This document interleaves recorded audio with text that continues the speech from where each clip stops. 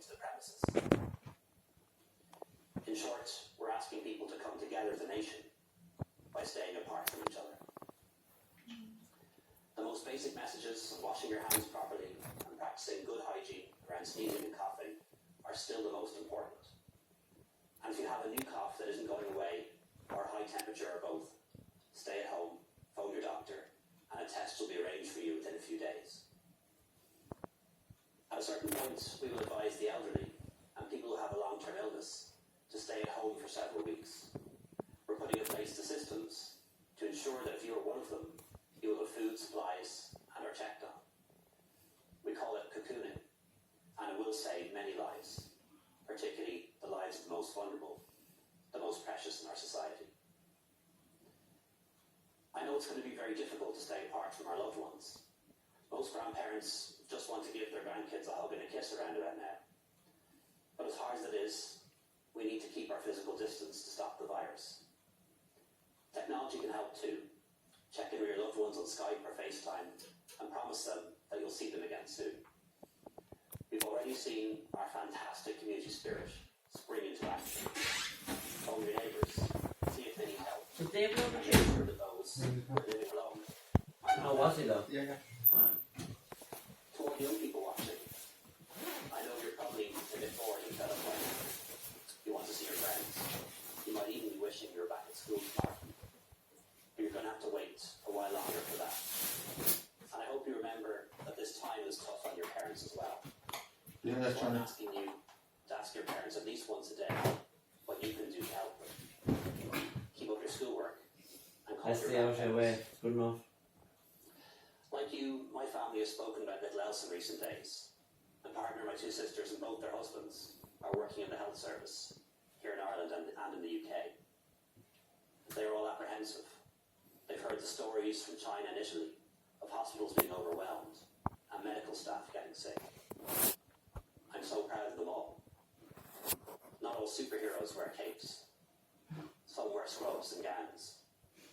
And all of our healthcare workers need us to do the right thing in the weeks ahead. Our community services and hospitals are being tooled up. Essential equipment is on the way. Retired staff are returning to service. People are training for change roles. No, we just don't. This What? is the calm before the storm, before the surge. And when it comes, and it will come, never will so many ask so much of so few. We'll do all that we can to support them. I'm also grateful to the many people who've joined this great national effort. Not just our healthcare staff, but also our army cadets, our librarians, our civil servants who are now learning to do contact tracing. The early education and childcare workers offering to look after children for our frontline staff so they can go to work. The teachers and lecturers finding new, innovative ways to teach students online and putting together contingency plans for the Leaving Cert and college exams. The people who are stocking our shelves every day and those who are serving customers. Our hauliers who leave their families on a Sunday evening and travel across the continent to ensure that we have the products, medicines and equipment that we need. All those who keep our supply chain moving, working in transport, we thank them.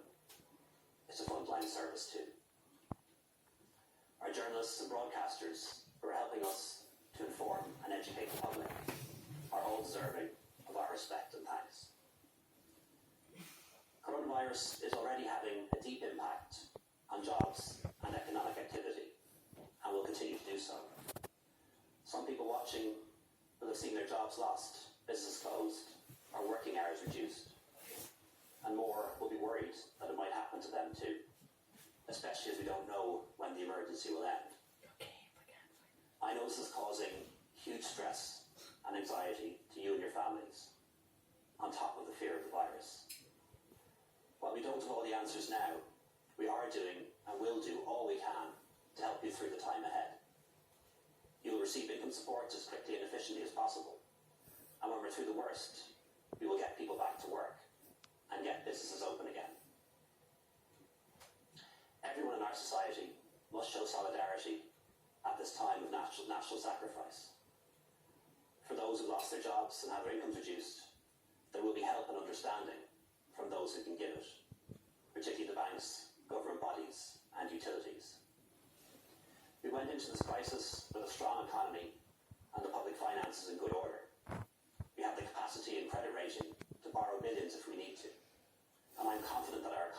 bounce back. But the damage will be significant and lasting. The bill will be enormous, and it may take years to pay it. The government's already signed off on a €3 billion package for health, social welfare and business, and will take further action as needed. Tonight I know many of you are feeling scared and overwhelmed. That's a normal reaction. But we will get through this, and we will prevail. We need to halt the spread of the virus, but we also need to halt the spread of fear. So please rely only on information from trusted sources, from government, the HSE, the World Health Organization, and from the national media. Please don't forward or share messages that are from other unreliable sources. So much harm has already been caused by those messages, and we must insulate our communities and the most vulnerable from the contagion of fear. Fear is a virus in itself. Please take regular breaks from watching the news and media and consuming social media. Constantly scrolling on your phone or obsessively following the latest developments isn't good for anyone. Look after your mental health and well-being, as well as your physical health. Tonight, on our national holiday, I want to send a message around the world. We are in this together.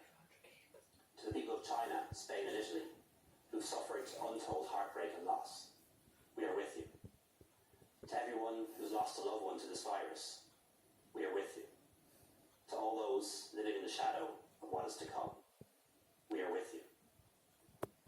Viruses pay no attention to borders, race, nationality or gender. They are the shared enemy of all humanity. And so will be a shared enterprise of all humanity that finds a treatment and a vaccine that protects us. Tonight I send a message of friendship and of hope from Ireland to everyone around the world.